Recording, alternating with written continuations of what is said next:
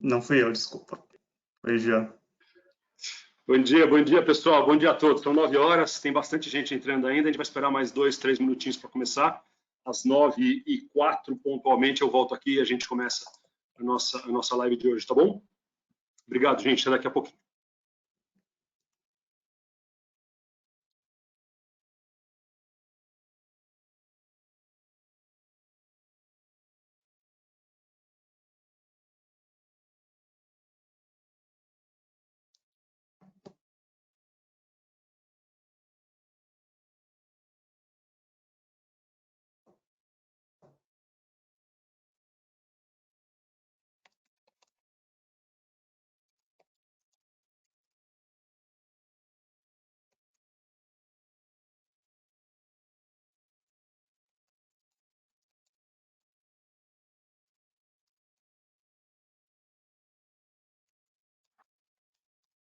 Bom dia a todos. A gente vai começar daqui a um minuto.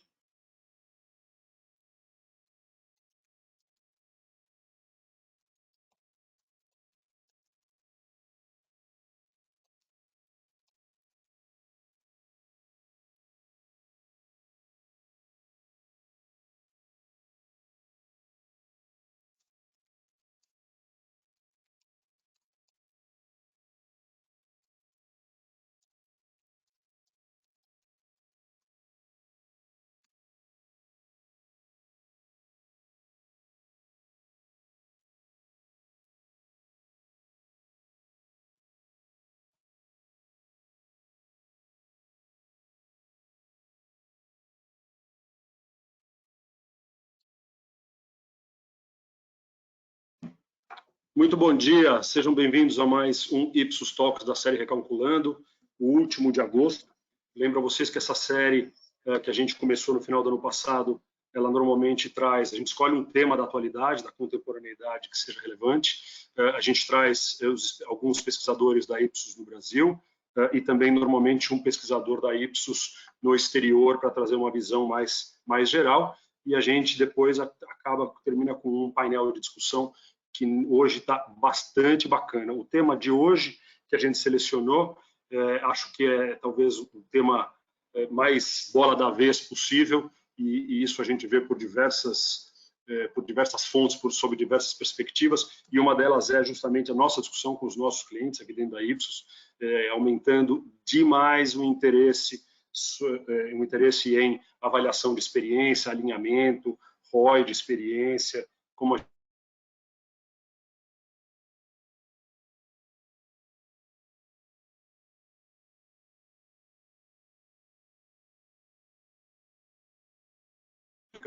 trata o tema, já que, obviamente, o retorno das atividades econômicas coloca mais uma vez a questão que a gente chamou de a experiência é o que importa. Hoje a gente vai normalmente seguindo, né, a nossa agenda tradicional do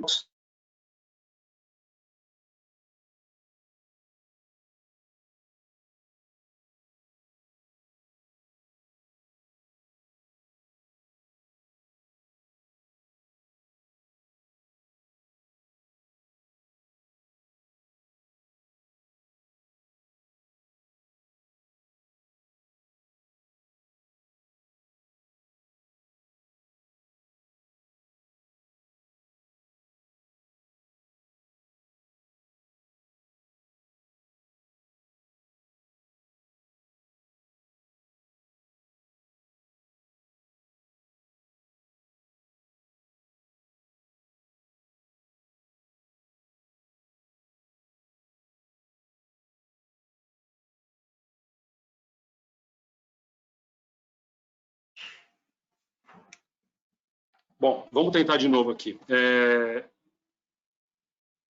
Pessoal, vocês estão me ouvindo? Dá uma confirmada para mim. Sim, agora sim, mas deu uma boa travada, Marco. Obrigado, gente. Sandra, minha vida, por favor. Peço desculpa, pessoal, a gente fica à mercê dessas intempéries aqui. Eu vou repetir rapidinho qual vai ser o nosso conteúdo de hoje, tá bom? E aí, qualquer coisa, Sandra, eu peço que você me fale aqui ou através do nosso grupo. Grupo, tá bom? Obrigado, gente. Peço desculpa aí pelo glitchzinho tecnológico aqui.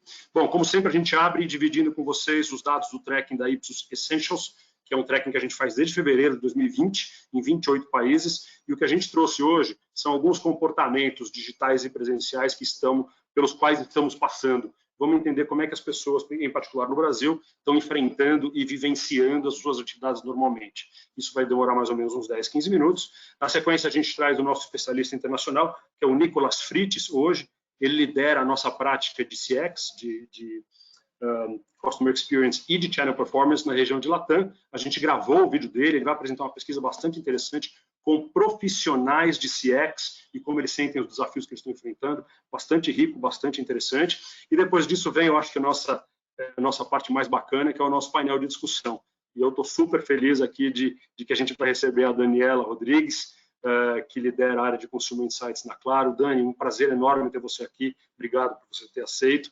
O Lucas Fonseca, Lucas, muito bacana ter você aqui. O Lucas é responsável pela área de Customer Experience na Alelo, e daqui da Ipsos a gente vai ter o Rafael Lindenmayer, que é um Client Director aqui na Ipsos, Rafa, e um grande especialista também em CX aqui.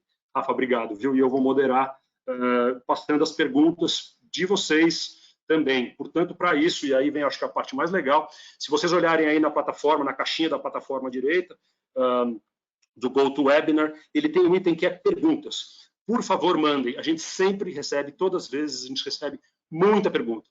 Não hesitem, por favor, em colocar as perguntas, a maior chance da gente conseguir atacar. Normalmente, a gente depois responde as perguntas, mesmo as que a gente não conseguiu conversar aqui na live, a gente manda alguns comentários, mas vale a pena, porque a gente tem aí um painel de discussão tão bacana que pode ajudar a gente a responder as inquietudes, os comentários de vocês, tá bom? Bom, vamos começar, gente. Espero que vocês estejam me ouvindo bem, tá legal? Qualquer coisa, vocês me falem, por favor. Tá perfeito. Obrigado, Sandra. Estamos completando 19 meses de pandemia, uma loucura, né? Já mais do que 1 ano e meio já. E a questão é que cada vez mais há uma percepção dentro nas populações de que ela não vai acabar tão cedo. Quer dizer, a pandemia não irá acabar, sobre muitas visões. Com isso, e com a retomada das atividades econômicas, hoje as escolas estão funcionando, e a grande maioria delas já em regime normal, regular, todas as atividades econômicas sem restrição voltaram a funcionar, então é normal que as populações estejam ainda enfrentando essa transição, né? Um momento aqui de que a gente está aprendendo como que a gente lida com a volta a todas as condições normais, atividades que a gente tinha, mas ao mesmo tempo ainda uma condição muito preocupante de pandemia. E é isso que a gente vai abordar aqui. Antes de mais nada, eu queria compartilhar com vocês uma preocupação muito grande das pessoas de que a normalidade não será restaurada logo. Né? O percentual de pessoas que diz que vai demorar mais de 1 ano, ou mesmo nunca, ou seja, que as coisas parecem muito longe de retornar, já são a maior parte da população. Particularmente essa preocupação de que as coisas vão demorar muito mais, ou mesmo não jamais voltarão ao normal, entre as mulheres e entre os mais velhos. Mas já as pessoas que respondem que deve demorar mais de 1 ano, já é maioria entre as populações que a gente estudou nesses 28 países. Além disso, tem a questão do trabalho, da volta ao trabalho. 30% diz que não vai voltar a ser como era antes, e ao mesmo tempo 8 em cada 10 funcionários que hoje desfrutam, né, dessa flexibilidade, trabalhando em home office, esperam que os empregadores mantenham. Ou seja, há uma expectativa de que, mesmo para o trabalho, que é aquela coisa talvez a mais estável, não deve continuar como era antes. Com isso, é natural que algumas atividades já tenham migrado para uma nova condição. E eu acho que esse número é muito simbólico.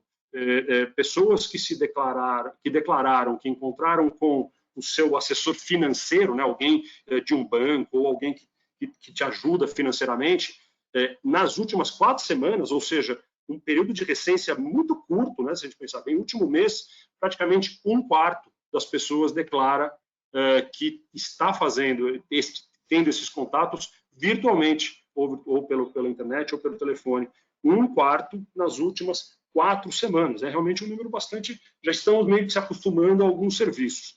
Ainda em serviço financeiro, vocês devem lembrar, quem participou das outras lives, que a gente pede para as pessoas se colocarem, classificarem em que estágio da pandemia que elas estão. E vai desde a pré-pandemia, que são essas setinhas coloridas aqui em cima, pré-pandemia, preparação, ajuste, aclimatação e assim por diante, até novo normal e pós-pandemia. Quando as pessoas classificam nisso, depois a gente pediu para elas dizerem, vocês estão fazendo essas atividades? E a gente perguntou especificamente aqui, para entender como é que está a relação dela com serviços financeiros, a gente perguntou, usou um aplicativo bancário ou site para celular, que é o número em azul escuro, essa curva de cima. Então, acho que aí fica muito claro que o uso de aplicativos ele se popularizou de maneira avassaladora, né? Sempre entre 70% e 80% das pessoas já usando aplicativo de celular, por exemplo. Ao mesmo tempo, a gente também pergunta, visitou uma agência bancária pessoalmente, que é a curva de baixo. E na curva de baixo, a gente vê aí que a visita presencial a uma agência bancária também continua com uma penetração grande. Estamos falando aí em torno de 40%. E, interessantemente, na medida em que as pessoas se sentem já se aproximando de um novo normal ou de uma pós-pandemia, quer dizer, algumas pessoas já retomaram as suas rotinas, este número se aproxima, quer dizer, cai um pouquinho o uso de aplicativos bancários e sobe um pouquinho a ida em agência. Então, por mais que fique claro aqui que, sim, houve uma digitalização desses contatos, mas não houve o fim total, o abandono do uso presencial. E quanto mais as pessoas se sentem seguras para fazê-lo, portanto, numa situação de pós-pandemia, mais elas retornam à agência presencial. Então, a gente acha que esse é uma conclusão que a gente vai ver em vários outros setores também. A integração ou a convivência entre os dois tipos de relacionamento virtual e presencial. E a gente colocou algumas atividades também relacionadas ao mercado, ao serviço financeiro, por enquanto, nessa matriz que a gente chama de importância e facilidade, basicamente porque quanto mais fácil e mais importante for a atividade, maior a chance dela permanecer em termos comportamentais. E o que a gente vê aqui, acho que confirma o que a gente estava discutindo antes. Em primeiro lugar, a atividade de usar um aplicativo bancário, um site no smartphone, por exemplo, ela é muito importante, ela é classificada como a mais importante entre todas as atividades ligadas ao serviço financeiro e fácil, ou seja, ela já está plenamente adotada. Este não é um comportamento que haja o risco de regredir.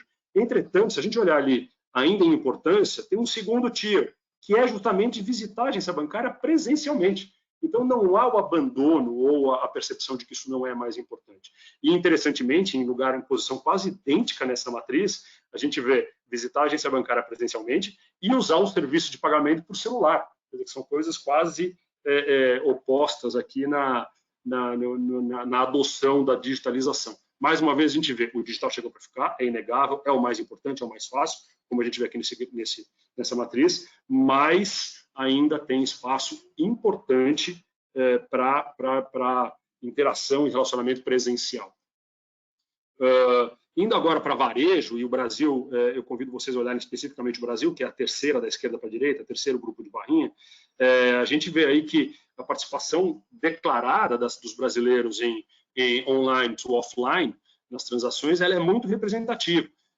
Por exemplo, pessoas que pesquisam online para o que está aberto e o que está fechado, que é a barra amarela, o Brasil ali em 73% é um dos mais prevalentes. Depois, serviço de pagamento móvel, que é a barra verde, praticamente 57% dos brasileiros dizem usar algum serviço de pagamento móvel. Aqui eu chamo a atenção para dois destaques, que são China e Índia, né? A gente já sabe que eles, de fato, eles pularam alguns degraus na adoção da tecnologia de pagamentos, né? São números altíssimos, entre 85% e 90%. China e Índia, mas o Brasil fica ali em terceiro, no segundo tier de adoção também, mais uma vez. Praticamente 57% utiliza alguma espécie de serviço de pagamento móvel, também muito impulsionado pela facilidade que o Pix representou. E o famoso BOPUS, né? Buy Online, Pick Up in Store, que é o compra online retirada na loja, uma modalidade que existia, mas era muito pouco prevalente e que praticamente foi desenvolvida durante a pandemia, praticamente metade dos brasileiros. Ou seja, estamos vendo aí números bastante expressivos, mesmo quando comparados com outras nações, né, como a gente consegue fazer aqui nesse gráfico. Especificamente para alimentos, e aqui falando um pouquinho de delivery, a verdade é que o Brasil já tinha uma cultura muito forte de delivery de comida, principalmente de pizza, né? Pedir pizza é uma tradição entre os brasileiros, a gente vê isso naquela barra azul do Brasil ali, 77% usou algum aplicativo de delivery e 46% usou um delivery de supermercado, mas isso também continua um pouquinho acima da média dos outros países, ou seja, houve claramente uma adoção, mas os números eles mostram uma convivência, mais uma vez, entre o digital e o presencial. E se a gente repete aquela matriz que eu apresentei para serviços financeiros, agora falando de atividades relacionadas a alimentos, e aqui a gente juntou três olhares, né? O olhar de compra, de grocery, de compras em supermercado, um olhar de hábitos de cozinhar em casa, que foram fartamente desenvolvidos durante a pandemia, e de comida fora de restaurante. A gente vê aqui que tem uma matriz com grandes novas ferramentas, é um novo universo de relacionamento, como a gente chamou. Alguma empresa, alguma marca que atua nesse universo, ele ganhou muita capacidade de desenvolver novos relacionamentos. E isso passa a ser absolutamente chave nessa equação, né, nesse tabuleiro tão complexo. Como é que a gente entende este universo, mapeia este universo de relacionamento, de ferramentas que as marcas têm de relacionamento, e como é que a gente usa a mão disso na medida em que as pessoas vão se sentindo mais à vontade para usar uma ou outra ferramenta. E o último fator que eu queria trazer é que há novos fatores, novas perspectivas para olhar que normalmente não são tão intuitivas. E aqui a gente traz um exemplo que a compra, por exemplo, aqui de comida especificamente, mas as pessoas, 59% das pessoas entrevistadas no mundo declaram que compram um produto mais caro, de qualidade superior, portanto mais caro, porque eles estão conseguindo economizar em outras coisas, como, por exemplo, lazer fora de casa. Então, entender a complexidade e como os novos hábitos impactam até na disposição de consumo, como a gente está vendo aqui, é absolutamente fundamental, porque aumenta a complexidade, mas aumenta o potencial de valor gerado também. Então, acho que esse é o cenário que a gente está vivendo, um cenário de uma nova realidade, que não vai ser claramente extremada, ou seja, não vamos ter só um tipo de relacionamento, mas que fatalmente será integrada. Esse parece ser a grande complexidade das marcas e das empresas nesse momento. Eu acho que é isso que a gente vai buscar entender, como é que a gente provê esta experiência de maneira sem degrau, sem soluço, sem turbulência, mas que ela seja integrada. E é um enorme desafio, até por como isso manejado, gerenciado dentro das empresas, que muitas áreas, muitas vezes, não se falavam e tinham diversos pontos de contato que deveriam estar integrados ou que deverão estar integrados agora. Bom, gente, com isso eu queria pedir para passar o filme, quem vai falar é o Nicolas Fritz, que é o Head de CX e Channel Performance Latam, tá bom? Ele vai estar gravado e tem uma legenda para facilitar a compreensão. Vamos lá, Alex, Jean, por favor.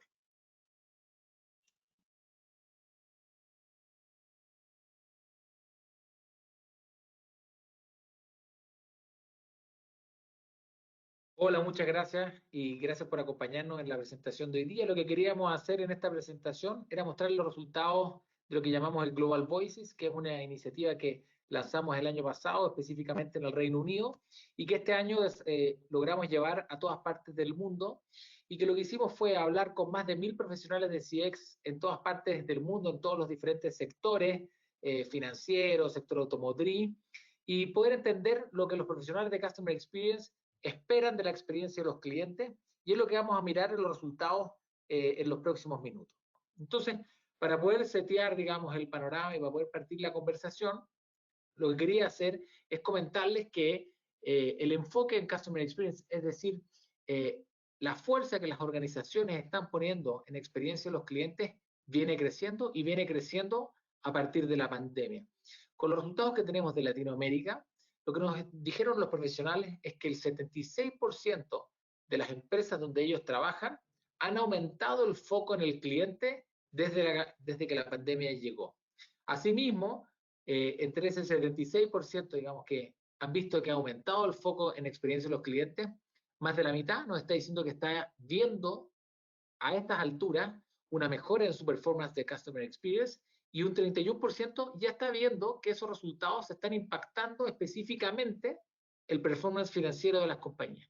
Es decir, todo lo que ha traído la pandemia, que ha sido muy devastador en muchos espacios, ha significado una oportunidad para las compañías que han decidido invertir en experiencia de los clientes, y estamos viendo que esto está teniendo un retorno, y un retorno relativamente rápido. Lo que vemos es que este retorno, digamos, se ha visto muy afectado o muy marcado en esta idea como de la aceleración digital. Muchos de los clientes con los cuales nosotros estamos teniendo reuniones, no sé, en distintas partes de la región, lo que nos dicen es nuestros planes de aceleración digital, que era algo que ya teníamos visto, probablemente se adelantaron 5 o 10 años en algunos casos, y nos hemos tenido que acelerar y hemos tenido que poner, digamos, a disposición cosas que no habíamos pensado tan rápido para los clientes y hemos tenido que pensar en formas para entregar estos servicios desde casa de manera que sea mucho más rápido y mucho más seguro, como nos dice un cliente de la banca, por ejemplo, en Perú, con el cual pudimos conversar. Habiendo puesto este como marco, digamos, de conversación, les quería compartir cuáles son las 3 principales claves, que lo que vamos a hacer después es expandirlas a lo largo de la conversación. Lo primero que nos damos cuenta es que el nivel de madurez en términos del desarrollo de la práctica de Customer Experience importa. Aquellas compañías que estaban mejor preparadas o aquellas compañías que se sienten más avanzadas en el desarrollo de CX reportan mejores resultados que aquellos que todavía están teniendo sus discusiones iniciales y se encuentran en un estado más fundacional. Pese a eso, los líderes, cuando empezamos a indagar sobre cuáles son las prácticas, cuáles son aquellos elementos que los líderes han sido capaces de construir, pese a que se clasifican como líderes, nos damos cuenta de que todavía tienen un camino largo por recorrer. Es decir, todavía hay mucho espacio para desarrollar y Customer Experience sigue siendo un espacio, digamos, amplio todavía de mejora y para muchas organizaciones, pese a que son líderes, todavía tiene un vasto espacio, digamos, de crecimiento. Y el tercer punto que es súper interesante es que cuando les preguntamos, ¿y cuáles son tus prioridades, digamos, para los próximos 12, 18 meses? Nos hablaron de la personalización. Y este es un tema muy interesante porque en una era donde hay muchísima información, donde la cantidad de datos que se están recolectando a nosotros probablemente es la más grande de la historia, que las compañías estén poniendo mucho foco en cómo empezar a sacar provecho de esta información para entregar una experiencia a los clientes más personalizada, que se ajuste más a las necesidades de los clientes, parece un tema muy central. Y además es interesante que no se proyecte como algo a 5, no sé, 10 años. Es algo que está puesto en el cortísimo plazo. Dicho estos 3 elementos clave, nos aparece una conclusión transversal. A los profesionales de experiencia y los clientes hoy día les importa mucho ser capaz de demostrar el retorno de la inversión de experiencia de los clientes. En la medida que empieza a ganarse madurez, en la medida que las compañías empiezan a trabajar en la experiencia de los clientes, también empiezan a entender que esta es una forma de generar negocio y por lo mismo están preocupados de entender cómo la experiencia de los clientes se transforma en negocios, se transforma en resultados financieros para la organización. La primera pregunta, digamos, ¿no? Tiene que ver con cómo podemos maximizar esta idea inicial de el enfoque en Customer Experience viene creciendo, tenemos distintos niveles de madurez de las organizaciones, pero ¿qué significa eso, digamos? Nosotros tenemos una forma de entender la madurez de las organizaciones y las entendemos a nivel fundacional, intermedio y las compañías líderes. Entonces, nosotros les pedimos a los participantes que se hicieran un autoexamen, que se clasificaran a sí mismos, ¿no? Y que nos dijeran en qué nivel estaban.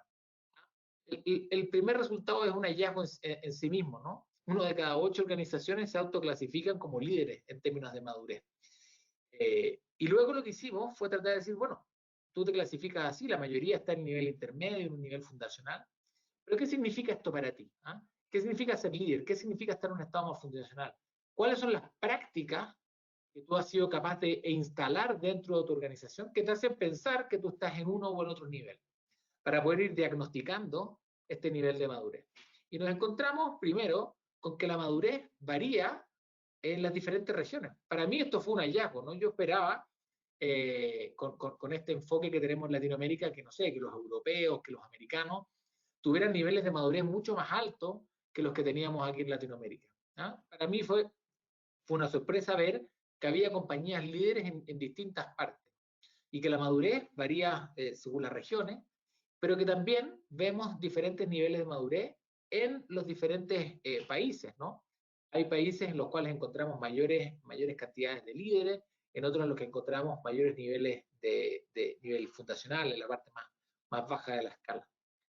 Es interesante pensar eso, sobre todo si lo cruzamos con los sectores, ¿no? Si miramos como en qué sectores, si hay sectores que sean más avanzados, si es que hay industrias en algunos de los países donde estas industrias hayan desarrollado la práctica de manera más fuerte. Y claro, hay industrias que se han desarrollado más, probablemente podemos decir hay industrias que se han desarrollado menos, ¿no? Pero también lo que vemos es que no es que haya industrias súper desarrolladas y que uno diga, mira, fíjate, no sé, en la banca, fíjate en las telecomunicaciones. Aquí están los ejemplos de experiencia de clientes en todas partes de la región. Lo que ocurre es que hay marcas, ¿no? Hay marcas que son líderes, hay marcas que son ejemplos. Hay marcas en distintas partes de la región que han logrado llegar al liderazgo, y esto no tiene que ver con un enfoque de sector, no tiene que ver con un enfoque de país, tiene que ver con cómo esas compañías han abrazado el enfoque de Customer Experience para poder desarrollarlo. Y es muy interesante entender que las compañías en general se evalúan a sí mismos por debajo de lo que evalúan a la industria. ¿Ah? Piensan que cuando se está mirando, ¿no? Ellos están mirando ahí y se fijan que hay, no sé, 51% de fundacionales en el mundo automotriz, 24% de fundacionales en el mundo automotriz. Hay una diferencia, estamos mirando los benchmarks de una forma distinta a como uno lo esperaría. Como les decía al comienzo, pese a que encontramos líderes y vemos que los líderes tienen una diferencia en los resultados, sirve haber desarrollado la experiencia de los clientes de manera más importante. Los líderes aparecen mejores ubicados para el éxito cuando les preguntamos a las compañías que se clasificaron en los diferentes niveles, fundacional, intermedio o líder, cómo les había ido frente a los desafíos que había planteado el COVID. Vemos que aquellos que están en un nivel más avanzado, ¿no es cierto?, en este nivel más de liderazgo, nos dicen que han sido más exitosos para poder enfrentar los desafíos del COVID. Incluso, si nosotros lo miramos en términos generales, en Latinoamérica, nos damos cuenta que estos resultados son súper consistentes. En ese sentido, si lo miramos en términos del éxito de los desafíos del COVID, pero también lo miramos como la brecha que los diferentes niveles construyen versus la experiencia contra la promesa que establece la marca, que sabemos que es algo que le cuesta a las compañías, digamos, conseguir, es decir, tener alineada la entrega de la experiencia con la promesa que están entregando. Aquellos que están en la parte más baja, los fundacionales, lo que te dicen es que en general la experiencia es peor que la promesa de marca, mientras que los que están en la parte más alta, aquellos que son los líderes, son capaces de reconocer que ya consistentemente cumplen, ¿no es cierto?, con la promesa que están haciendo y en muchos casos logran exceder la promesa que están entregando. En ese mismo sentido, lo que uno quiere entender es, bueno, ok, quizás nosotros nos evaluamos, estamos en un estado fundacional, estamos en un estado más intermedio, estamos construyendo nuestro roadmap hacia construir un espacio de experiencia de clientes más desarrollado. Bueno, ¿qué es lo que tenemos que desarrollar? ¿Cuáles son esas prácticas que los que están más avanzados ya tienen? ¿Cómo construyo este roadmap? ¿Cuáles son las prácticas que yo, si miro los líderes, entiendo que ellos ya tienen y que nosotros tenemos que ir construyendo? Entonces lo que hicimos fue hacer un zoom en lo que los líderes ya tienen desarrollado y poder entender en qué sobresalen, ¿no? Y aquí nos encontramos con dos hallazgos.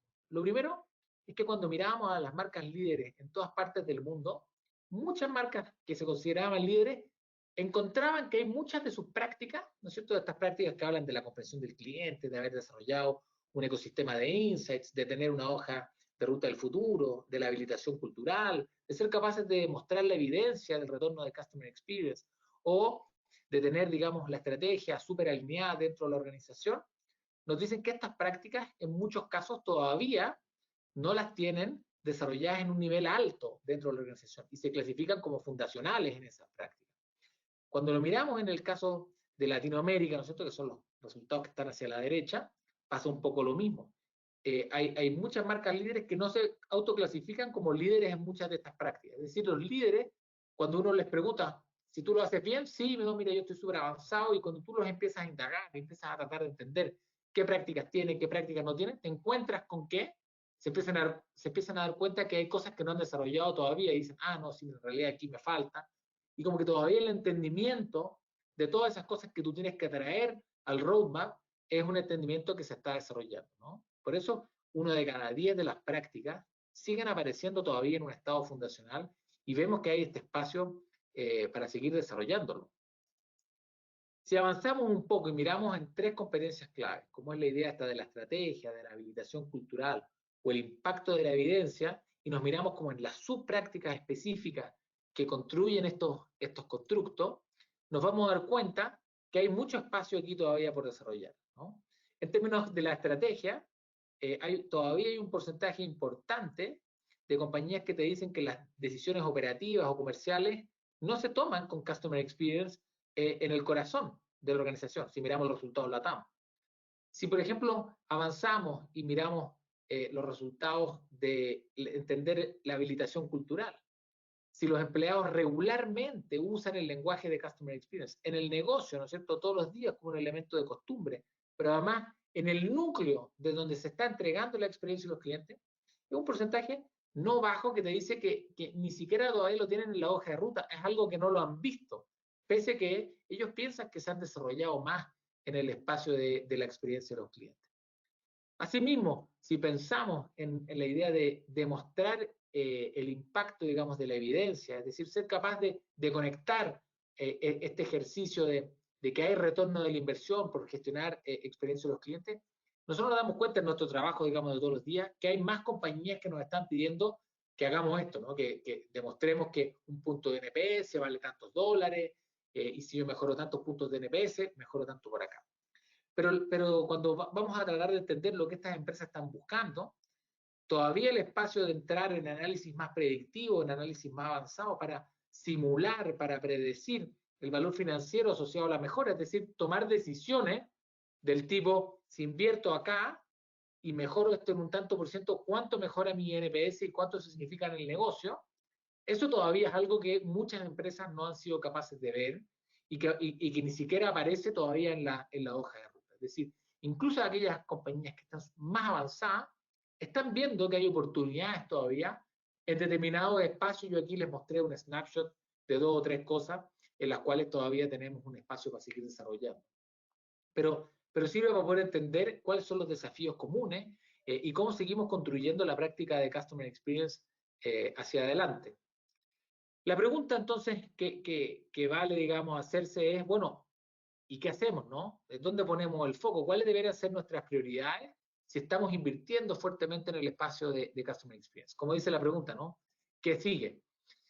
Entonces, le hicimos esta pregunta directamente a los profesionales de CX y aquí están los resultados que son muy consistentes a nivel global con lo que encontramos a nivel regional. ¿Ah? En la fase cualitativa levantamos un montón de statements y les preguntamos, nos dijeron, díganos cuáles de todos estos statements son los más importantes para ustedes para los próximos 12, 18 meses. Y lo que nos dijeron es, 1, experiencias personalizadas. ¿Ah? Más del 50% de las menciones se fue por ahí, digamos. Luego, cerrar el gap entre la promesa de marca y la experiencia de los clientes. Y tercero, la demostración del retorno de la inversión. Este concepto que nosotros denominamos el ROXI, Return on Customer Experience Investment. Entonces, déjenme desarrollar un poco estas ideas para poder darle un poco de contenido, ¿no? Si la pregunta, digamos, que nos planteaban, que los consumidores le dicen a los profesionales de CX, le dicen, ¿no me conoce? ¿Ah? ¿No me entiende? La idea de personalización es clave.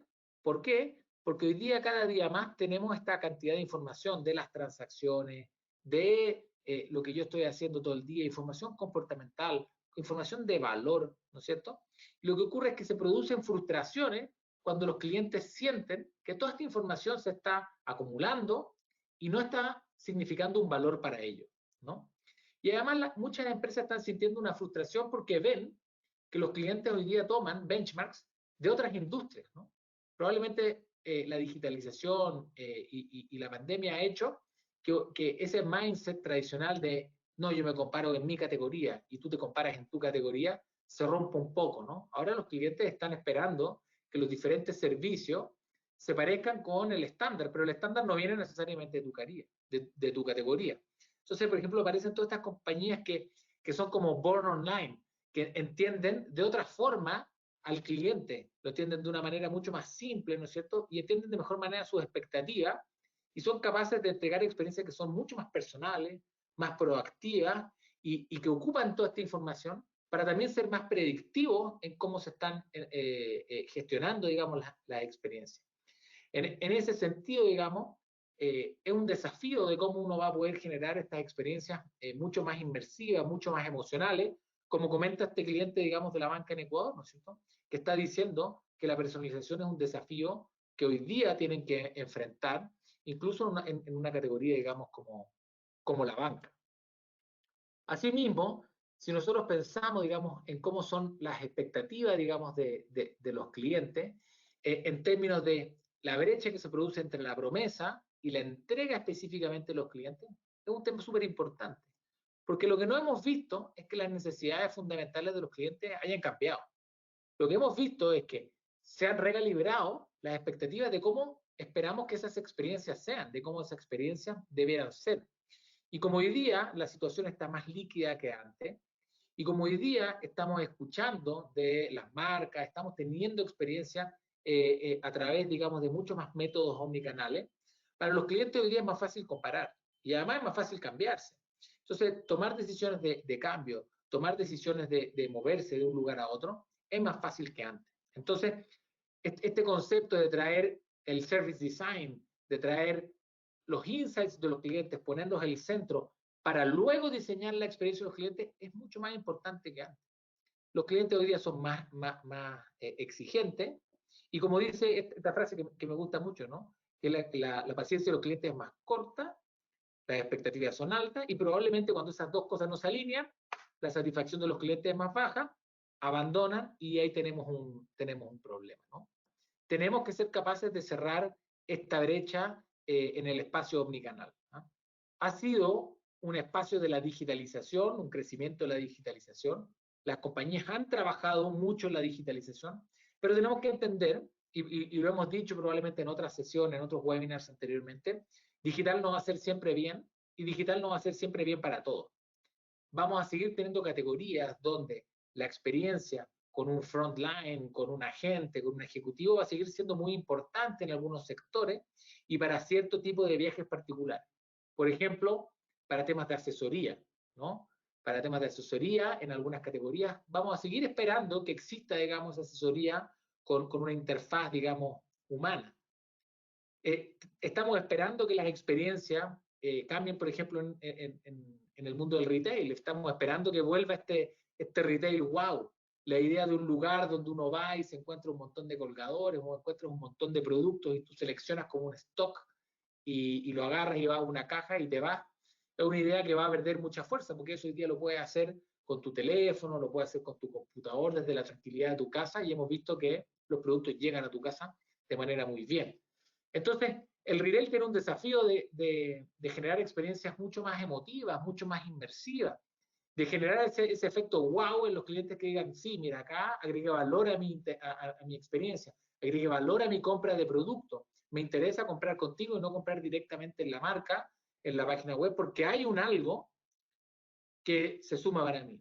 Pero no olvidemos que la higiene y seguridad va a seguir siendo muy importante para los clientes, ¿no? Recientemente, Ipsos y el Economist publicaron un estudio en el Reino Unido donde han bajado, digamos, el uso de las mascarillas y se han reabierto de manera mucho más importante, que la gente en el Reino Unido por ello quisieran que el uso de mascarillas, por ejemplo, se quedara un tiempo más grande. En países como Estados Unidos, el presidente está hablando de mantener, digamos, la obligatoriedad de algunos de los elementos de higiene y seguridad por un tiempo mientras seguimos aprendiendo el efecto que van teniendo las vacunas. Vamos a volver a tener interacciones físicas, marcas, compañías, pero no nos olvidemos de que la higiene y seguridad va a seguir siendo un tema central mientras seguimos cerrando, digamos, esta brecha omnicanal, entregándole los diferentes ingredientes de lo digital, de lo físico, para poder tener una experiencia que sea 360 para los clientes. Tenemos que ser capaces a sí mismos de conectar esa experiencia 360 con el impacto que ellas tienen en el retorno de la inversión, en la capacidad de retener, de capturar, de atraer nuevos clientes. Es una prioridad para los profesionales de CX en distintas partes del mundo y también acá en Latinoamérica, en la medida que siguen luchando, digamos, para demostrar su valía. Una de las cosas que ha pasado es que CX ha ido ganando mucho espacio en la agenda corporativa, pero todavía se dan estas discusiones de si tenemos que invertir, no sé, más en publicidad, más en marketing, más en experiencia de los clientes, y por lo mismo, la necesidad de demostrar el retorno de la inversión sigue siendo una preocupación importante. Lo es en distintas partes del mundo, lo sigue siendo aquí en Latinoamérica. Por lo mismo, lo que vemos es que después de la personalización, podemos encontrar algunas diferencias asociadas al nivel de madurez, ¿no? Si miramos los resultados específicamente acá en Latinoamérica, miramos la personalización, probablemente es más fuerte en países donde el manejo de información es un poco más desarrollado, fuera de Latinoamérica, pero ser capaz de vincular la experiencia del colaborador con los empleados, cómo traemos a los empleados hacia el centro, muy importante. Y un tema que es muy valioso para mirar acá en Latinoamérica, es que aquellas compañías que están en un espacio más fundacional están todavía trabajando mucho en ser capaces de desarrollar su roadmap de experiencia de los clientes y saber cuáles van a ser los pasos que van a seguir en los próximos años para seguir dando pasos consistentes en ese camino. Como les decía al comienzo, lo primero que vemos es que la madurez de experiencia de los clientes importa. Aquellos que están más desarrollados en CX están teniendo mejores resultados de negocio y asimismo han sido mejores capaces, digamos, de superar los efectos de la pandemia. Pero pese a que hay compañías que se encuentran que han avanzado mucho, que hoy día podríamos decir son líderes, se dan cuenta que hay muchas prácticas del espacio del CX que todavía no están dominadas. Y ustedes pudieron ver, hay temas de habilitación cultural, temas de manejo de evidencia del CX, o temas específicamente de cómo traemos la estrategia al centro, que siguen siendo espacios, digamos, por ganar. Y en tercer punto, y probablemente lo vamos a conversar hacia el final de esta sesión, digamos, tiene que ver con la idea de cómo vamos a tomar toda la información transaccional de los clientes, la información de valor de los clientes, y combinarla para poder entregar una experiencia que sea más inmersiva, más emotiva y que reconozca que los clientes hoy día están esperando de nosotros un nivel de personalización. Tenemos que dejar atrás estos mensajes como los que me llegan, no sé, habitualmente todavía de algunos proveedores que me dicen estimado, estimada. Tienen toda mi información y tienen que ir mucho más allá de saber cómo me llamo.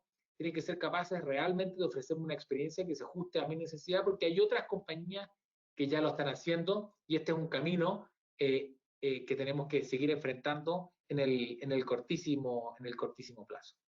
Dicho eso, quiero agradecerles su atención y agradecerles su compañía. Que esté muy bien.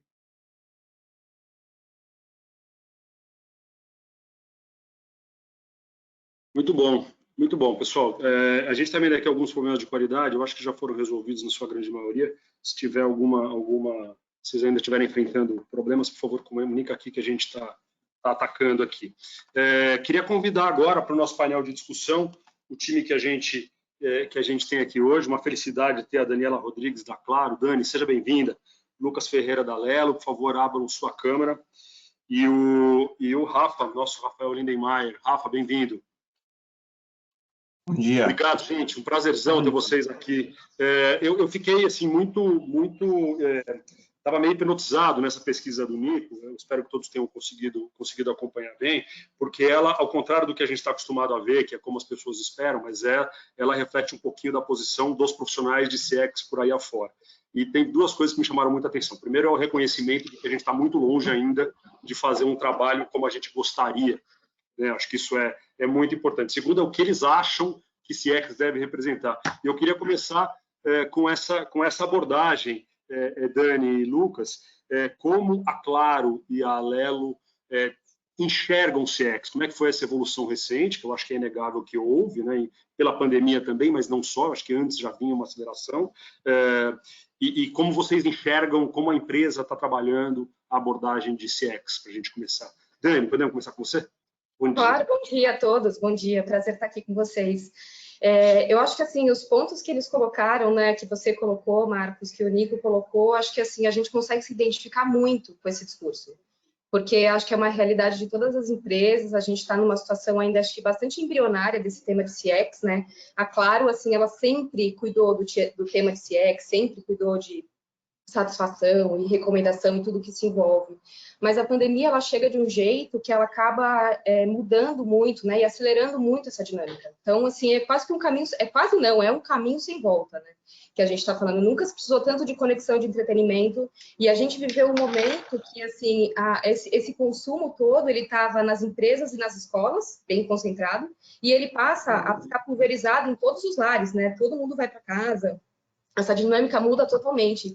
A gente observou claramente uma inversão no consumo, né, em que a gente via que as redes móveis, né, de celular, elas desaceleraram um pouco e as redes residenciais começaram a ser muito exigidas, né? Foi aí que a gente observou uma ressignificação da experiência, que a gente não esperava, né? Então, a gente viu essa mudança, né, totalmente, né, inesperada, que o mercado, a mobilidade, né, das pessoas, ela tinha muito valor e ela foi limitada. E aí inverteu toda a lógica do que a gente está falando. Ao mesmo tempo, a gente observou com bastante clareza a nossa capacidade de reação, né, porque a gente fez muitos projetos e muitas coisas voltadas para CX, mas não só CX do ponto de vista de cliente, mas também como é que a gente cuidava dos nossos colaboradores, como é que a gente cuidava dos nossos clientes e como é que a gente cuidava da sociedade.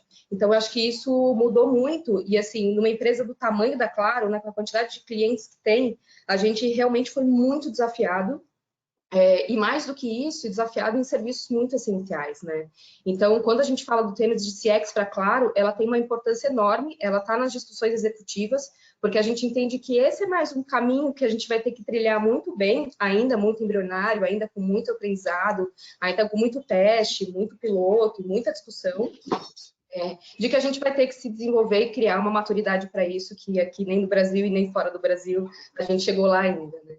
Eu acho que é mais ou menos nesse caminho, Marcos. Muito bom, Dani. Você trouxe um ponto tão bacana dos colaboradores, quer dizer, a experiência do customer, né, do cliente, seja ele final ou não, ela depende diretamente dos colaboradores. Depois a gente vai falar, chegou uma pergunta muito bacana de cultura, mas eu acho que está ligado a isso também. Lucas, vamos lá? Okay. Bom dia, Lucas, um prazer ter você aqui. Bom dia, Marcos, bom dia, Dani, Rafael. Prazer também estar aqui com vocês, né? Obrigado pelo convite. Bom, eu acho que a Lelo, ela vem também, ela foi desafiada a encontrar alternativas, né? Se a gente pensar que o modelo, que o produto, a proposta de valor da Lelo está ligado a usar dentro de benefícios, usar nos estabelecimentos comerciais, de repente fecha tudo, e de repente as pessoas não vão mais comprar e cresce as plataformas digitais e como é que a gente está inserido dentro disso. Acho que foi um desafio muito grande, né? Foi um desafio de aprendizado de todo mundo, né? Todo mundo aprender, a gente ter que tomar decisões rápidas de evolução, né? De transformação, inclusive. E a gente está num momento muito intenso nesse tema de CX, assim, né? Como a Dani disse aqui, longe de uma maturidade de liderança, como foi dito aqui na pesquisa, né, de algumas empresas Latam, mas com muita vontade de fazer, muita vontade. Acho que alguns temas que antes eram olhados de maneira isolada, por exemplo, a jornada de data-driven, isso não funciona sozinho, tem que ter data-driven com CX, porque tem que ter um sentido, tem que ter um propósito para a gente usar os dados, né? E a gente tem discutido muito isso, a alta liderança e a empresa inteira se provocando a isso. Acho que muitos, quando a gente traz a voz do cliente, muitos sustos, né? Muitos, nossa, olha o impacto que eu tenho, olha o impacto que o meu trabalho tem, de fato, na vida das pessoas, principalmente no momento de pandemia em que os sentimentos foram tão abalados, né? Tem tanta coisa acontecendo do lado emocional, e a gente precisa equilibrar o lado do negócio com o lado emocional e gerar, de fato, uma memória afetiva que mostra esse cuidado que a gente, enquanto cliente, enquanto pessoa, quer. Então, na Lelo a gente está evoluindo, dando muito peso, também embrionário, como a Dani disse, mas acho que o principal é sentir o quanto as pessoas estão querendo, estão conectadas com esse movimento, né? Muito aprendizado ainda, né? Ainda existe uma confusão de conceito, ainda existe as pessoas não saberem exatamente se CX é só atendimento, que sempre aparece em todos os lugares, e o nosso papel enquanto profissional é distribuir conhecimento, compartilhar cada vez mais experiências. Eu acho que a gente está aqui para isso, né? A Ipsos está aqui para colaborar com isso. O trabalho de evangelizar, né, Lucas? Evangelização, acho que é fundamental. Né? De evangelizar os temas, né? Exato.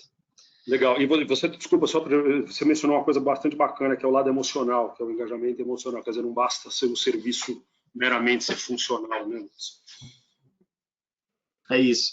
Acho que a pandemia bagunçou com tudo, né? Assim, fez a gente sentir saudade, fez a gente valorizar coisas que a gente parecia tão trivial no nosso dia a dia. como ir a um supermercado, comprar algo de comer, parecia algo tão trivial e de repente a gente se vê impossibilitado de fazer isso da maneira que a gente fazia. E aí vem um novo mundo digital que nos possibilita. Eu vi algumas pesquisas já que falam assim da nova, do quanto novos perfis, novas personas passaram a consumir o digital. Só para vocês verem, assim, eu fui visitar minha avó depois de algum tempo, de um ano de pandemia. Minha avó, na época do Natal, ela falou assim, Lucas, comprei todos os presentes pelos sites aqui. Eu falei, vó, que site é esse? Aí ela falou, esse aqui é da Austrália, esse aqui é não sei da onde. Eu falei, vó, que é isso? O que você está fazendo? Ela falou, não, olha aqui, meu caderninho está tudo anotado. O site, o número do pedido. Então, olha para você ver, a minha avó misturando o digital com o caderninho tradicional dela e os produtos chegaram todos, né? Que bom. Então, muito bom, legal Lucas, essa evolução. Muito legal. Rafa, eu queria que você trouxesse um outro olhar, se você me permitir. Eu acho que a gente está aqui falando de dois setores, né? Tanto o setor financeiro quanto o setor de telecomunicações, que tem enorme tradição, né? Desde a questão de satisfação e muito dado. Agora, e aqui eu já aproveito para responder a pergunta da Juliana Mioto, como é que as empresas de bens de consumo também estão olhando o CX? Que a gente também tem tido discussões muito mais frequentes também com bem de consumo, né? E normalmente a padronização dos produtos, ela quase joga contra a personalização, que é um dos fundamentos do CX. O que você tem visto, Rafa, também nesses outros setores?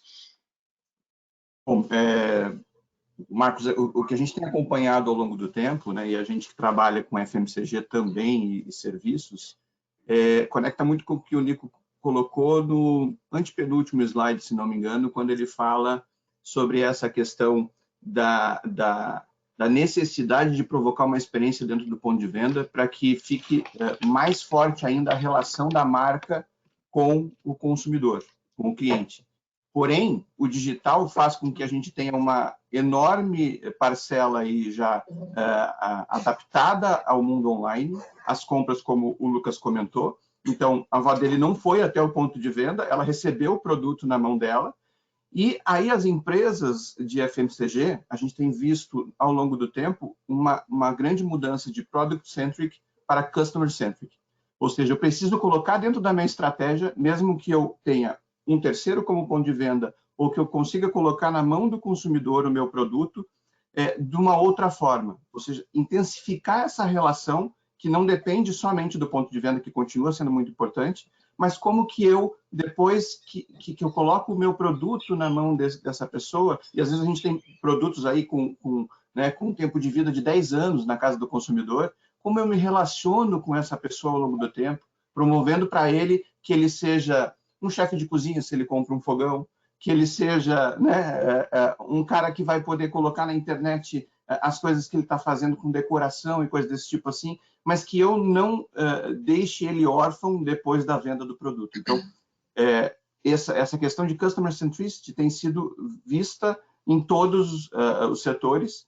E o último ponto só, Marcos, a pesquisa que o Nico mostra para a gente, ele fala bastante de serviços, porque ainda algumas empresas de produto deixam em segundo plano customer centricity e acabam até não vindo responder a pesquisa para a gente. Isso também é um reflexo desse amadurecimento que surge muito fortemente dos serviços, mas de uma jornada ainda mais longa para empresas de produto, que precisa colocar isso na pauta do dia a dia.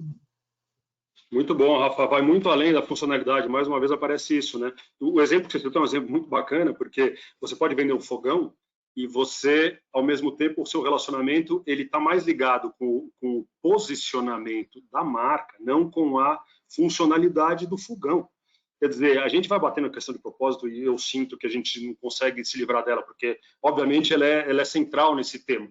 Como o relacionamento com os seus clientes transcende o produto em si e passa pelo propósito do que você quer, ao qual você quer ser associado, né? Muito bacana esse exemplo, Rafa, obrigado. Dani e Lucas, eu queria voltar para um tema aqui que vocês dois abordaram como na fala inicial, e aqui já aproveito para trazer a pergunta da Raquel Bernaz. Raquel, um prazer ter você aqui com a gente mais uma vez, que eu acho que é central a tudo isso, que é o seguinte, ainda sobre muitos aspectos, e vocês dois falaram isso, o relacionamento com os clientes e, portanto, a experiência do cliente fica muito ainda isolada em atendimento, como se isso fosse não só responsabilidade, mas como se essa área tivesse a autonomia de endereçar as questões. Isso, inegavelmente, passa por um tema que é enorme, que é o tema de cultura. Como que a gente aborda isso? E aqui eu vou me permitir a usar um pouco da nossa experiência com diferentes setores e tipos de cliente, mas que você tem pontos de contato com os clientes finais em áreas completamente independentes e que não trabalham juntas ou não estavam acostumados a trabalhar juntos. Exemplo qualquer, atendimento, obviamente, é a mais óbvia, mas vendas. Mas pós-vendas, o marketing, a área de rede ou canais de distribuição, quer dizer, se a gente pensar bem, todas essas áreas, elas têm uma peça desse quebra-cabeça de CX e hoje são independentes. Então, acho que são 2 pontos aqui. A questão da cultura e como é que a gente traduz isso numa governança que seja realista para a gente atuar, se é que vocês veem isso como um problema. Posso começar? Pode ir, Dani. É que me chamou a atenção bastante essa pergunta que fala sobre o setor de consumo e o setor de prestação de serviço, né? Eles vivem realmente realidades muito diferentes.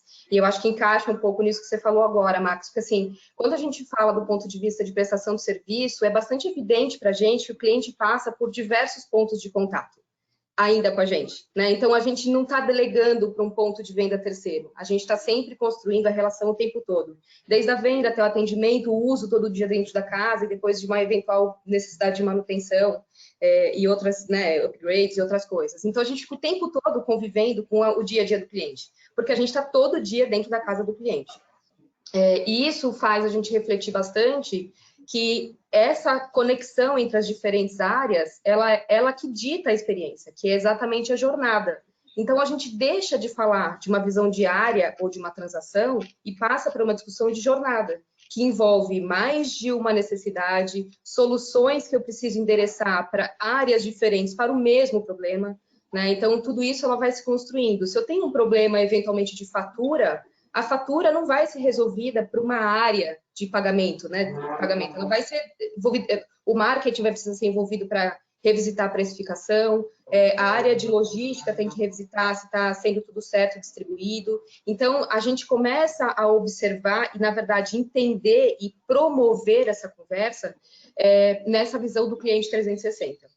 O call center, para mim, ele passa a ser só um ponto de contato catalisador, porque é onde o cliente pode entrar em contato para verbalizar o que ele precisa de ajuda, qual o motivo da insatisfação ou satisfação.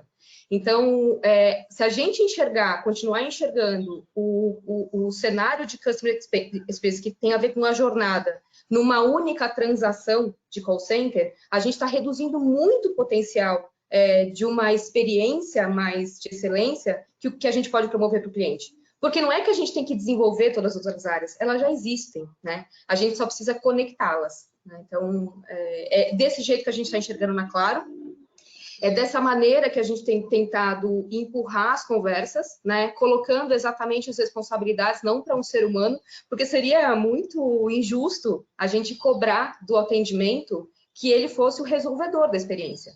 Porque, no final, a causa raiz, que é isso que a gente tem discutido muito, né? Que, assim, a gente está trabalhando CX dentro da Claro com muita ciência. Então, embora seja uma dinâmica bastante nova para todos os mercados e indústrias, a gente está se apalpando em ciência. Então, a gente não quer só chegar no final, a gente quer entender qual é a causa raiz. A razão pela qual fez o cliente precisar fazer uma ligação no call center. E aí, a gente vai de trás para frente, né? O final é o call center. Se eu for começar a resolver pelo final, talvez eu tenha menos potência de resolver os problemas massivamente. Eu vou acabar resolvendo um a um. Então, o Marcos me liga, eu resolvo pontualmente o problema do Marcos. O Lucas me liga pontualmente o problema do Lucas. Mas se eu não entender o que está gerando a insatisfação, né, por trás disso, a gente vai ficar sempre morrendo na praia e sempre com uma falsa sensação de que a gente está trabalhando CX. Enxugando gelo. Mas, Dani, muda o jeito de trabalhar, né? O que você falou, assim, Totalmente. Realmente assim, olha, o jeito que a gente fazia a coisa não é mais o jeito que ataca isso, né? Não, por muito tempo, Marcos, um dos nossos principais indicadores era a taxa de contato. Então, o quanto, né, assim, era um norteador, se o cliente estava com problema não, ele me ligar. Mas muitos clientes já nem me ligam mais, né? Então, assim, eu preciso entender qual que é a causa para, de fato, o cliente ficar satisfeito, né? Ter uma experiência bacana. Muito bom. Obrigado, Dani. Lucas, vamos lá? Bom, Marcos, acho que o ponto de cultura é o ponto que mais desafiador, né? Acho que ele é desafiador porque a gente também vive numa sociedade muito imediatista, então a gente quer resolver amanhã, tipo assim, hoje eu estou aqui, amanhã eu tenho uma cultura centrada em cliente. E essa é uma disciplina que ela é uma disciplina que tem só meio, ela não tem fim. A gente nunca vai chegar e falar assim, daqui 2 anos, assim, agora eu tenho uma cultura centrada em cliente, porque o cliente está mudando. Então, assim, é mais uma mentalidade, uma evolução contínua, o tempo inteiro, o tempo inteiro, o tempo inteiro. Daqui 20 anos a gente vai estar falando que a gente está em evolução ainda, porque a gente consegue, porque a gente tem que ter essa mentalidade do meio, não só do fim, né? Não é algo que eu compro um fogão e o fogão é entregue amanhã e está aqui o fogão. Compro uma cultura, amanhã a cultura está entregue. Não é isso, né? E eu acho que um ponto importante que a gente tem que quebrar, e é muito difícil de quebrar, mas é possível, são os silos, né? O quanto as empresas foram criadas para resolver problemas específicos da sua área, do seu departamento, né? E isso é legal você olhar, e eu não costumo falar muito de transformação cultural, falo mais de evolução cultural, porque se chegou até aqui, funcionou, e a gente tem que evoluir, porque o mundo está evoluindo. Daqui 10 anos, não sei de que a gente vai estar falando, mas a gente vai estar falando de alguma coisa nova, né? E quando a gente traz essa ótica da Dani aqui, de que a gente só olhar para o atendimento, que eu também mencionei, e responsabilizar para que eles resolvam, a gente tem que ter em mente e passar isso para a empresa através de rituais, através de comunicação efetiva e contínua, que a melhor jornada é aquela que não existe. Por que eu tenho que melhorar o atendimento se o melhor que eu tenho que fazer é não ter que ter um atendimento? Né? Eu tenho que ter... E aí, quando você pega... Vamos pegar a Claro aqui, por exemplo, ou a Alelo também. Eu tenho que ligar, numa ótica ainda não centrada em cliente, eu ligo, eu tenho que ter um CSAT alto no atendimento. Às vezes a gente tem CSATs que são melhores do que a Disney, assim, são coisas, né? O atendimento está ótimo, mas o melhor é que não tem atendimento. E aí, para não ter atendimento, não é o time de atendimento que vai resolver, vai ser o time de produto, vai ser o time de tecnologia, vai ser o jurídico, vai ser o financeiro, vai ser tudo, né? Eu acho que essa evolução da cultura, ela passa por uma evangelização muito forte, com impacto. Eu não acredito numa evangelização de só passar conceito. Eu acho que é impacto, números impactam, dores impactam, voz do cliente gera um impacto, e governança em cima disso tudo, porque não adianta nada a gente levar uma voz do cliente, várias vozes do cliente de maneira impactante, as pessoas se chocarem e falar, nossa, tal, e isso não movimentar, isso não mover, isso não virar um indicador que a gente precisa ver o ponteiro girar, né? As coisas estão melhorando, as pessoas estão ligando menos porque estão resolvendo, ou não estão tendo essa clareza de que muita gente não liga porque abandona mesmo, né? Então, essas conexões de indicadores de negócio, com indicadores operacionais, com indicadores de experiência são fundamentais. De verdade. Revisão dos KPIs, né, Lucas? Revisão dos KPIs, porque muda o nosso olhar. Total. Né, e assim, gente, a gente tem que ter, eu acho que o papel da liderança, ele tem que ter, parece meio clichê isso, mas assim, a liderança de propósito, uma liderança que tem propósito, ela se torna livre para mudar projetos quando necessário, né? Existe o líder de projetos que tem que entregar o escopo, que tem que entregar o resultado em cima daquilo que foi combinado. Então, se eu tenho que lançar um produto, eu vou lançar um produto porque foi combinado que vai ser em outubro, e outubro tem que ser lançado. E quando você tem um líder de propósito que vai resolver vai melhorar a vida do cliente, vai criar um impacto na sociedade, você é capaz de falar assim, nossa, outubro a gente não está pronto, vamos jogar para novembro, vamos jogar para dezembro, e a gente vai lançar um negócio que vai, de fato, impactar a vida das pessoas.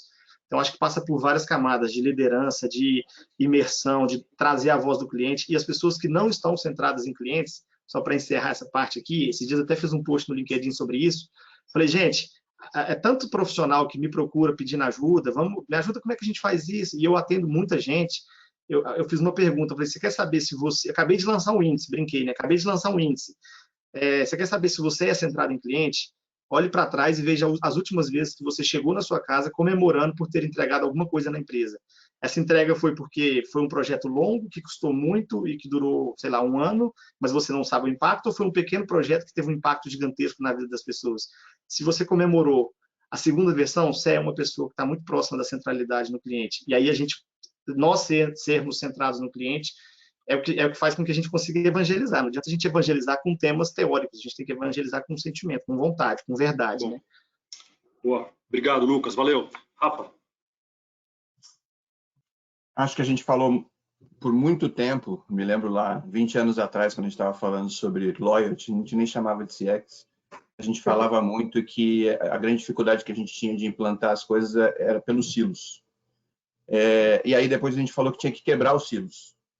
e hoje a gente fala da ressignificação dos silos, porque a gente sabe que as áreas elas existem, elas vão continuar existindo, existem responsabilidades que vão continuar existindo, mas o que já se compreendeu é que esse organismo de mutação das empresas, ele precisa se conectar a todo momento, evoluir e aprender com aquilo que a gente fez, né? E aí a gente estava conversando um pouquinho com a Dani nesse sentido, e a gente falou muito dessa questão de maturidade que a gente colocou aqui e dos gaps dos profissionais que existe ainda hoje, um movimento, muitos ainda olhando os KPIs, mas o que está por trás disso? Então, como é que eu posso pegar os aprendizados que eu tive nos projetos que eu faço, expandir isso para a empresa e demonstrar que é mais fácil do que poderia ser, ou menos complexo. Fácil talvez seja uma palavra muito difícil de usar aqui, né? Mas a complexidade, ela não é tão grande assim, dado que a gente está ali olhando esse construto para crescimento, né? Esse é um ponto importante, porque eu já sofri muito do lado do cliente com esses silos, né? Mas a gente tem hoje essa possibilidade de ressignificação, levar essas pessoas para construir junto. Muito bom. Fala, Dani, fala. Eu ia muito rapidamente complementar, essa questão dos silos, ela é uma preocupação, porque ao mesmo tempo que a gente fala de uma visão 360, quando a gente coloca os TNPS isolados nas áreas, a tendência é que eles fiquem, né, muito focados em resolver o problema daquele TNPS. E aí, eventualmente, uma solução para aquilo ofende uma outra área. Então, como é que a gente tem uma governança que enxergue isso como um cliente único para ter uma visão de fato holística? Senão, eu começo a refazer os silos, né? Então, eu tiro de uma visão de área para uma visão de TNPS, eventualmente, e as pessoas ficam focadas em desenvolver esses resultados individuais, né, em detrimento de uma visão mais holística. Esse é um ponto bastante importante, eu acho. Bastante atual. E uma enorme dificuldade, a gente não sabe trabalhar assim, as organizações não sabem trabalhar, isso é uma dificuldade pragmática, né? Por mais que a gente veja o conceito e reconheça a importância, reconheça a necessidade de envolver outras áreas, e aqui eu faço até referência a um comentário da Raquel Mesquita que fala assim, você não pode responsabilizar um setor só pela qualidade da experiência, óbvio, né? Mas como você... E aí vem a questão de impacto, né? Eu acho que vocês três falaram sobre certa medida, eu preciso mostrar para essa organização que isso faz sentido, isso muda a agulha, né? E esse olhar, eu acho que é ainda um olhar muito difícil de ser implementado. Gente, a gente está faltando só alguns minutos, tem uma porção de pergunta aqui, eu vou catar algumas aqui, vou jogar para vocês já, tá? Com alguns outros temas que eu queria tentar abordar ainda desse finalzinho. Primeiro deles, uma pergunta do Carlos Caldeira. Fala, Carlos Caldeira. E ele comenta uma coisa interessante. Ele fala, algumas pesquisas, na pesquisa que o Nico mostrou com os profissionais, aparece a questão de personalização, né? A customização muito claramente. Mas ele diz, nem sempre os clientes traduzem assim. Eles não falam, eu preciso de personalização. Quer dizer, ele está vendo do olho dele, eu preciso de outras coisas. Como vocês veem isso? Qual seria uma hipótese para isso acontecer? E aí eu já aproveito, já faço a próxima. E qual é o próximo passo de CX dentro da organização de vocês, o que vocês veem, considerando que eu acho que a gente vai chegar na questão de como é que a gente tem uma customização natural, orgânica, né? Eu tenho 2 pontos em relação a isso, bastante breve, assim. Uma que a personalização, ela na minha opinião, ela tem um limite, porque assim, eu vou chegar num estágio de personalização que os gostos e preferências eles são tão distintos que eu vou ter que entregar produtos que não existem, porque eles vão ter tantas camadas e tantas coisas que vai ser impossível entregar o máximo da personalização. Eu tenho enxergado a personalização como passando por processo de digitalização, mas no sentido de dar autonomia para as pessoas, para que elas consigam sozinhas escolherem ali, claro, né, com um processo de usabilidade bem resolvido, com o processo de o que está dentro daquela plataforma é o que faz sentido, mas que essa autonomia, essa sensação de ser dono do que eu faço e da decisão que eu tomo, ela passa a ter valor para os clientes, né, para o consumo. Então, muito numa linha de, em vez de encontrar o melhor produto ou serviço, eu disponibilizar quais são as ferramentas que essas pessoas podem, porque o mundo mudou, né? As pessoas são autônomas agora. A avó do Lucas fez tudo sozinha, praticamente. Então, assim, ela tinha as ferramentas na mão, ela tinha os sites que ela queria, ela tinha a lista de produtos que ela queria comprar e ela encaixou as coisas. Então, é nessa linha que eu acho que vai funcionar muito bem esse lance da personalização. Claro que estou falando de maneira bastante simplificada, mas acho que mais ou menos nesse caminho. Agora, um jeito de tornar isso orgânico, na minha visão, é que hoje a gente ainda trabalha com uma visão de retrovisor. Então, a gente vai medindo, a experiência acontece e eu meço, a experiência acontece e eu meço.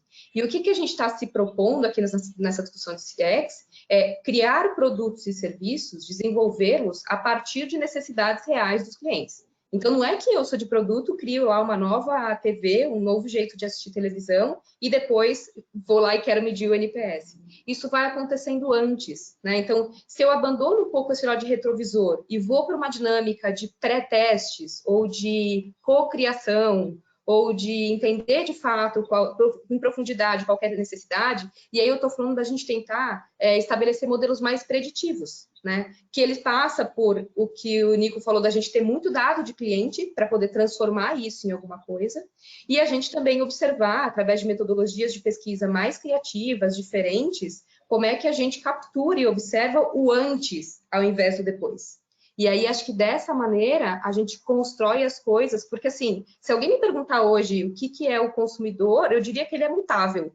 Então, a gente vai ter que sempre correr antes e não depois, né? E eu acho que isso é o desafio nosso, como cadeira de CX, como cadeira de Insights, para poder apoiar os desenvolvedores e os profissionais para criarem produtos que na largada nascem relevantes e já nascem quase prontos, eles não nascem necessitando necessariamente ter que passar por transformações ou readaptações. É o que a gente fala no modelo analógico e modelo digital, por exemplo. Dois baita pontos que você trouxe. A organização pode olhar do ponto de vista de personalização, quer dizer, eu preciso entender esse cara melhor, mas o jeito que o cliente traduz isso eu posso escolher o que eu quero. É a autonomia. Muito bom esse ponto. E a questão de também, cada vez menos o passado explica o que vai acontecer no futuro, que eu acho que é um outro olhar da sua visão de retrovisor, né? Quer dizer, como é que a gente se antecipa. E aqui eu queria fazer uma referência bastante interessante que vai estar acontecendo, que nunca foi tão importante entender o momento das pessoas, não dos consumidores, não dos clientes, mas das pessoas. O que elas estão enfrentando hoje vai ajudar muito mais a entender como elas vão enfrentar sua relação de consumo do que jamais isso aconteceu. Então, eu acho que ficou mais holístico, ficou mais... Não quero usar o chavão, eu estou tentando não usar lugar comum, mas ficou mais holístico. Ficou mais essa conexão para você ter o modelo preditivo, ficou mais importante. Vamos lá, Lucas. Perfeito. Bom, acho que a Dani foi muito feliz, né, nos 2 pontos dela aqui. Eu acho que até aprendi bastante aqui com a fala dela, né? E acho que complemento com o desafio interno das empresas de também criar plataformas que sejam personalizáveis, assim, né? Então, aquele modelo de eu crio um negócio e eu quero que o cliente tenha autonomia para fazer, mas a gente não tem velocidade porque a estrutura que a gente criou ela é tão rígida aqui dentro que a gente não consegue possibilitar que o aprendizado que a gente tem com o cliente, que é mutável, volte para dentro e a gente consiga resolver rápido essas coisas. Então, acho que tem um lado importante da personalização na ótica do cliente e da possibilidade de personalização na ótica da empresa geradora daquele negócio, daquele serviço, enfim. E acho que nem tudo é uma verdade absoluta, né? A gente costuma falar, agora todo mundo quer tudo personalizado. Não, ainda tem negócios que são padronizados, tem pessoas que querem padronizado. É muito na ótica de, todo mundo quer que o atendimento seja rápido, mas se você pegar uma fila de um banco, você quer que a gente nem vai em banco mais, mas se você pegar uma fila de banco, você quer que seja rápido. Mas se você for fazer uma consulta médica, se for rápido, você critica, não está legal, ele nem me olhou. Então, assim, a gente tem que quebrar um pouco, assim, ter a nossa mentalidade, mostrar isso para a empresa de que o cliente está construindo com a gente, é preciso conhecer bem, a gente nunca vai conseguir conhecer na totalidade, porque os clientes são muito diferentes, a gente vive num Brasil com culturas muito diferentes, né, muita diversidade, mas, assim, qual que é o conceito, para mim, do produto perfeito, do negócio perfeito, da empresa perfeita? É muito mais a mentalidade de que estamos em evolução. Acho que a mentalidade é perfeita. O resto, nada é perfeito. Mas a mentalidade de que tudo é mutável, de que tem que mudar, de que tem que evoluir, de que a gente está aprendendo, faz a nossa mentalidade também personalizar e a gente enxergar o que a gente quer da forma que a gente quer. Muito bom. Muito bom. Uma construção eterna, né, Lucas? Muito bom. Rafa, você quer complementar? Eu quero complementar, sim, porque o ponto da Dani realmente é extraordinário quando a gente fala de personalização versus autonomia. E aí eu só queria pegar esse gancho também para provocar que Customer Experience também não anda sozinho. Então, quando você falou aí de personalização e autonomia, o Marcos comentou, eu preciso entender needs, eu preciso entender o que as pessoas querem, qual é o significado da vida delas hoje. Eu preciso entender como a minha marca vai se posicionar para entregar isso? Qual é o propósito que eu tenho que colocar lá na ponta? Como eu vou me comunicar? Ou seja, a Customer Experience permite hoje que a gente possa conectar todas as perguntas possíveis para fazer esse 360 num olhar, e aí vem a personificação, personalização versus autonomia, também dá para a gente aquilo que eu falei lá atrás, FMCG e serviços, no final das contas, precisam ter uma estratégia linkada no cliente, porque vai passar por todo esse 360 de olhar do indivíduo, da sociedade, do que a gente precisa se propor a entregar para esse cara que está lá na ponta. Muito bom. O que você está colocando, assim, é difícil pra caramba, porque você precisa juntar com todas as outras informações. E aí eu vou dar um exemplo mais óbvio do mundo, mas ainda assim a gente engatinha. Você não pode falar em marca, em avaliação de marca, um tracking de imagem, por exemplo, que é um monitoramento que praticamente todas as grandes empresas fazem hoje, sem falar de experiência. E hoje ainda seguem coisas desconectadas. A gente mede NPS e a gente mede awareness, ou, sei lá, X. Como é que essas coisas não conversam? Como a experiência não afeta a imagem de marca e como a imagem de marca não afeta a experiência? Eu acho que esse é um exemplo duro, né, de como é que a gente junta essas coisas, como é que a gente faz a informação fazer sentido integrado. Obrigado, Rafa, muito bom ponto. Tem um ponto aqui que eu achei bastante interessante, e não pela pergunta em si, mas pela complexidade que ela coloca, mas que é a questão do LGPD. O LGPD não tem um ano no Brasil. Aliás, eu fiz um ano agora. Se não estou enganado, foi agosto ou setembro do ano passado. E eu acho que ninguém aqui vai discordar que a Lei Geral de Proteção de Dados é fundamental. É importante preservar o cliente, é importante preservar a pessoa, preservar a sua... enfim, ele tem a opção de usar os dados ou não. Agora, ele dificulta a análise e a customização que a gente está falando, ou a autonomia, porque a gente vai ter dados que a gente vai ter lacunas. Como vocês lidam com isso e qual é a solução, vamos dizer assim, de como é que a gente trata CX bem, ao mesmo tempo sem essa parte essa lacuna que a gente não consegue preencher? Na Claro, a gente tem tratado isso com bastante seriedade, assim como, claro, todas as empresas. O que a gente tem tentado, na verdade, porque a gente também está, né, ao mesmo tempo que a gente trata com cuidado, a gente entende que tem uma camada bastante importante de ciência de dados que usa os dados do cliente para poder fazer as análises e tudo mais. O que a gente tem feito é anonimizar as bases, porque para a gente não importa se foi a Daniela ou se foi o Rafael, importa que aquele perfil de consumidor, naquela figura, teve determinada dor ou determinada experiência positiva.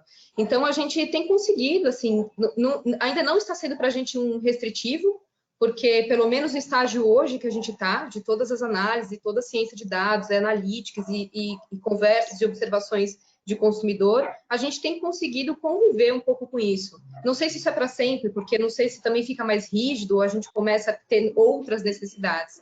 Por hora, embora a gente saiba que deixa o nosso trabalho mais lento, não tem sido um ruído para resultado. A gente está conseguindo fazer esses processos mais automáticos, isso tem nos ajudado um pouco. E aí tem outro ponto que, assim, quando o cliente percebe que ele tem um benefício de abrir o dado, ele vai com mais naturalidade. Isso, então, matou, Dani. Precisa ficar claro que isso é bom para ele sobre algum aspecto. Se a empresa ou a marca não consegue fazer isso, esquece, você está fazendo errado o seu trabalho, né? Isso é Exatamente. E aí, Marcos, eu acho que é um trabalho das indústrias, é um trabalho do mercado, da gente fazer, o consumidor não vai perceber sozinho, ele está sempre com o pé atrás, né? Tem essa coisa toda, mas a gente precisa deixar bastante claro que a gente está trabalhando a favor e não contra, né? O dado que a gente quer ter não é para fazer coisa ruim do mal, é para fazer o contrário, é para melhorar a relação entre as duas partes. Muito bom ponto. E Open Bank complica um pouco mais, né? Aliás, ou facilita, né, Lucas? Vocês devem estar vivendo isso agora.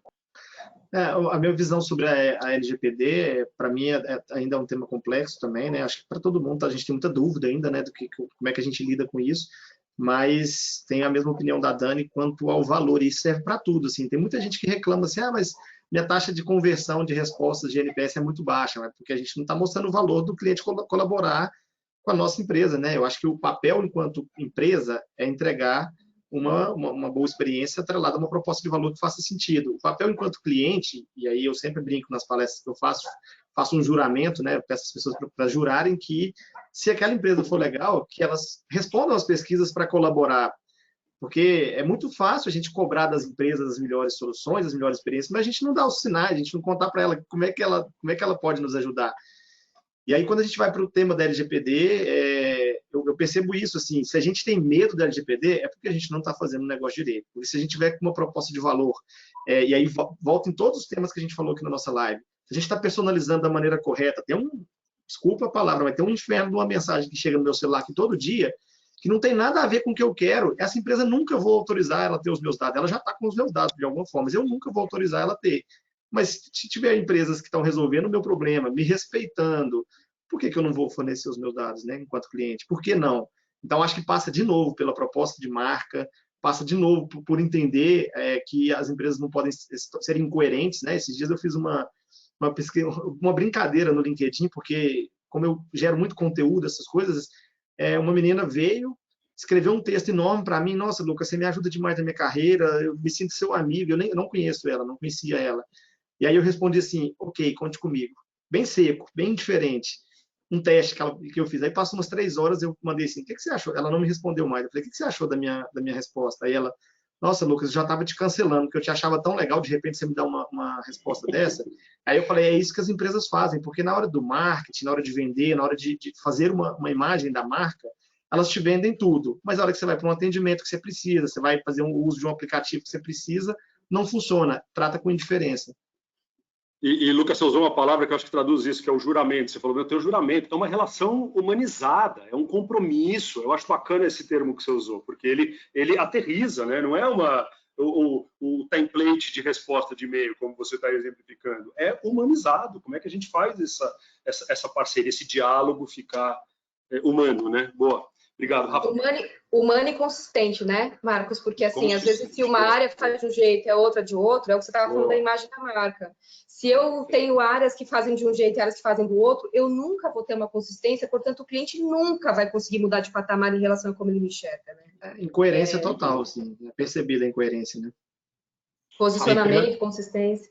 Pegando só esse gancho, o último ponto aqui, que a Dani comentou sobre humanização, a LGPD pressiona a gente também para que a gente possa olhar os estudos que a gente faz, a forma como a gente mensura as coisas e se relacione também de uma forma diferente hoje para poder medir essas coisas. A gente tem um case com a própria Claro, que a gente mudou linguagem dentro do questionário, que a gente respeitou gênero, que a gente respeitou como a gente abordava as pessoas, a conversão triplicou. Então, também tem esse caminho de não ficar parado e fazendo como na Idade da Pedra, porque a gente tem essa mutação, respeitando todas as pessoas. Acho que esse é um ponto. Muito bom exemplo, Rafa. Pessoal, a gente já ultrapassou 8 minutos e tem uma porção de perguntas aqui do Josas, da Mari, da Pavarini. Um prazer enorme ter vocês aqui. Uma opção de pergunta. Agora a gente vai poder abordar. O que eu vou pedir, Dani, Lucas e Rafa, se a gente puder depois só colocar algumas ideias para dar uma satisfação sobre a nossa opinião, né, dar os nossos pitacos. Pode ser? Porque está muito envolvente. Poucas pessoas saíram, inclusive, do site e a gente já ultrapassou bastante o nosso prazo. Dani, Lucas, Rafa, que papo espetacular. Um tema que eu acho que a gente poderia falar muito e já proponho que a gente repita essa conversa em algum momento do futuro, porque tem muita coisa para falar e como todos vocês falaram, é uma coisa que a gente está aprendendo a fazer. Ainda é muito novo, a gente ainda está no começo e eu acho que a própria pesquisa do Nico mostrou isso. Agora, está todo mundo aqui com uma convicção da importância desse olhar, que eu acho que é inegável. Então, tem muito mais para a gente falar por aí. Agradeço muito a vocês, brigadíssimo. Uma baita conversa. Obrigado a todos vocês. Eu sinto muitíssimo que a gente não conseguiu abordar os pontos, mas a gente vai responder, tá? Vamos pelo menos dar uns pitacos aqui e mandar para vocês a nossa opinião. Muitíssimo obrigado. E já tenho aqui o próximo tema do nosso próximo Talks, que deve acontecer em 2 ou 3 semanas, que é o Brand Activism, o ativismo de marca, um tema bastante efervescente aqui, que gera reações apaixonadas. Em breve a gente informa vocês. Mais uma vez, muitíssimo obrigado, até o próximo. Obrigado, pessoal. Obrigado a todos vocês. Obrigada, gente. Obrigado, gente. Até.